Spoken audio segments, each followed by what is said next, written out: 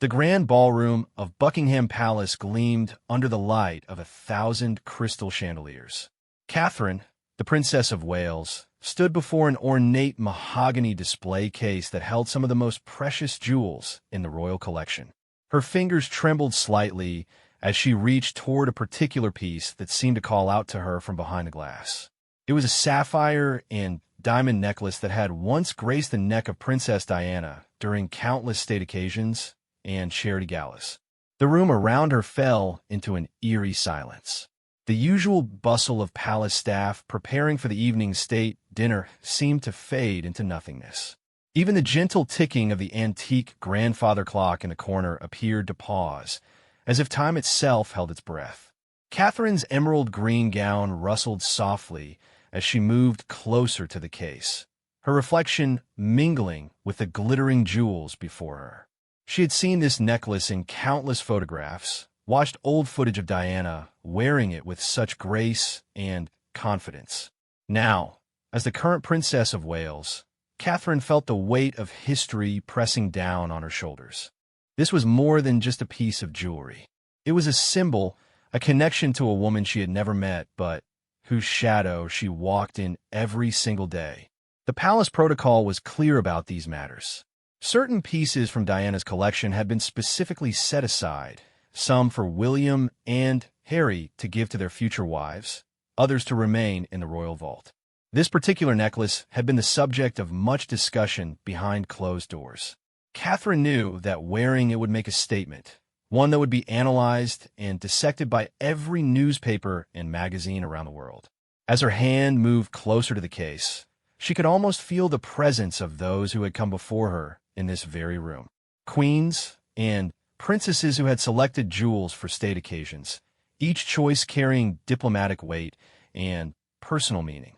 The sapphire at the center of the necklace caught the light, throwing blue sparkles across the white walls like tiny dancing stars. King Charles III entered the room with the quiet authority that came from a lifetime of royal training. His polished shoes made barely a sound on the thick Persian carpet as he approached. He had been in his study reviewing state papers when a footman had quietly informed him that the Princess of Wales was in the jewel room. Something in the man's expression had made Charles set aside his work and make his way through the palace corridors. He paused in the doorway, taking in the scene before him. Catherine stood transfixed before Diana's necklace, her hand suspended in mid-air as if caught between desire and propriety. Charles knew this moment would come eventually. He had seen the way Catherine's eyes would linger on certain photographs, the subtle tension that appeared around her mouth when Diana's jewelry was mentioned in meetings about upcoming state events. The relationship between Charles and his former wife had been complicated, filled with pain and misunderstanding that had played out on the world stage. But time had given him perspective, and his current happiness with Camilla had softened many of the sharp edges of those memories. Still, seeing someone reach for Diana's things always stirred something deep within him, a mixture of regret, protectiveness, and an odd sense of guardianship over her memory. Charles cleared his throat gently, not wanting to startle Catherine. She turned quickly, her cheeks flushing with the embarrassment of being caught in what felt like a transgression. Her hand dropped to her side, and she took a small step back from the display case. The king's expression was unreadable, years of practice allowing him to maintain a neutral facade even as emotions swirled beneath the surface. "Your Majesty," Catherine said, dropping into a perfect curtsy despite her obvious discomfort. The formal greeting felt strange between them after years of family dinners and private conversations, but the weight of the moment seemed to demand it. Charles waved away the formality with a gentle gesture, his eyes never leaving her face. "I used to find her in here sometimes," Charles said quietly, his voice carrying a note of distant remembrance. "Diana.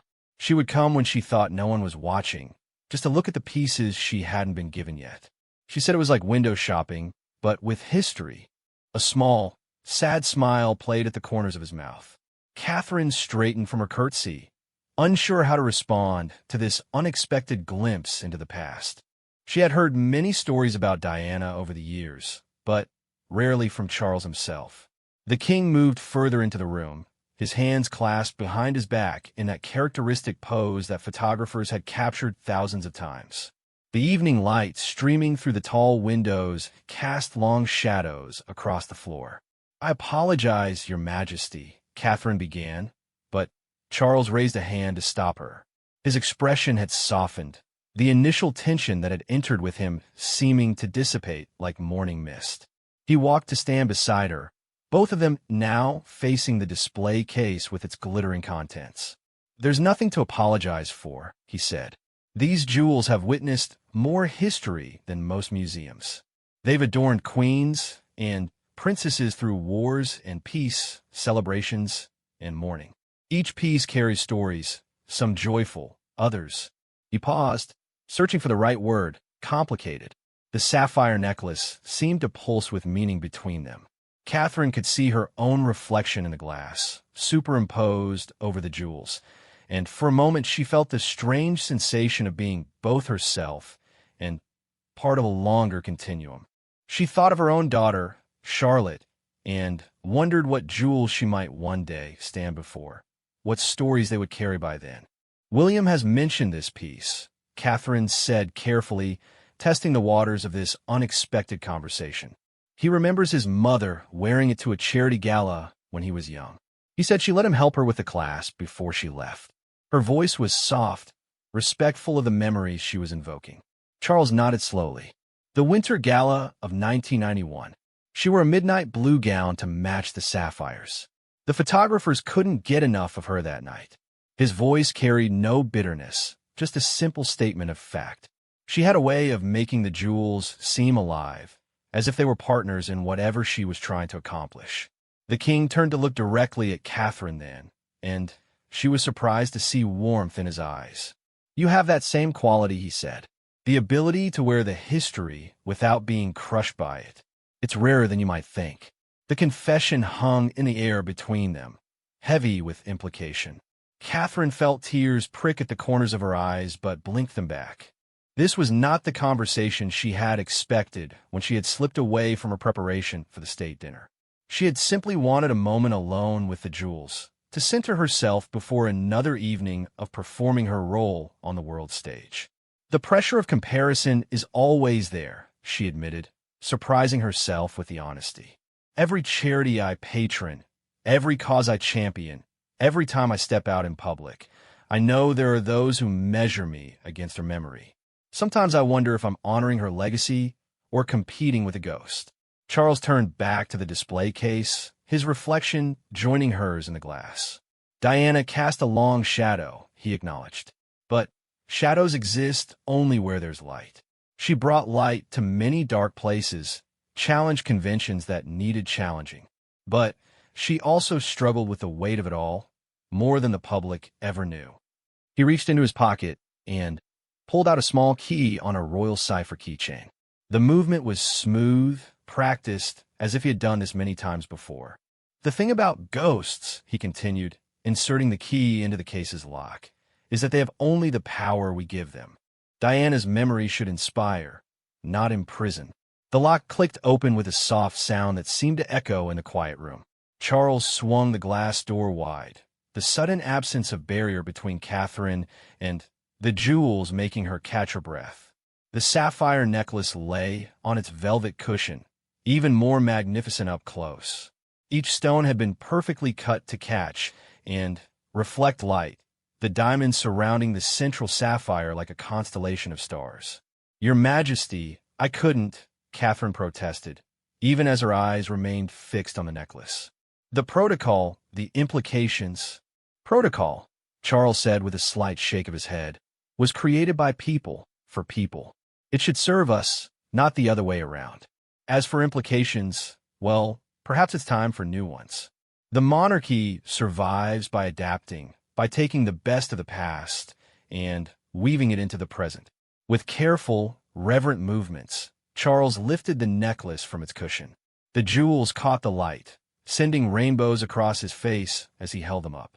Catherine watched, transfixed, as history literally passed through his hands.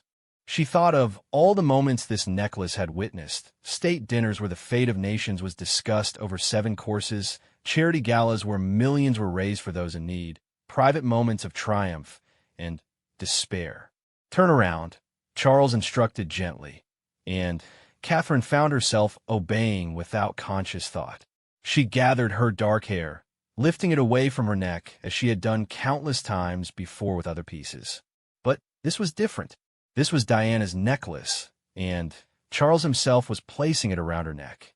The weight of the sapphires settled against her collarbones, cool at first but quickly warming to her skin. Charles's fingers were steady as he worked the intricate clasp, years of helping with royal jewels, making the movement second nature. Catherine could smell his cologne, the same one he had worn for decades, a note of continuity in a constantly changing world. "There," he said, stepping back. "Now turn and look." Catherine turned slowly, afraid to look in the mirror that hung on the opposite wall. When she finally raised her eyes, the sight took her breath away. The necklace transformed her already elegant appearance into something truly regal.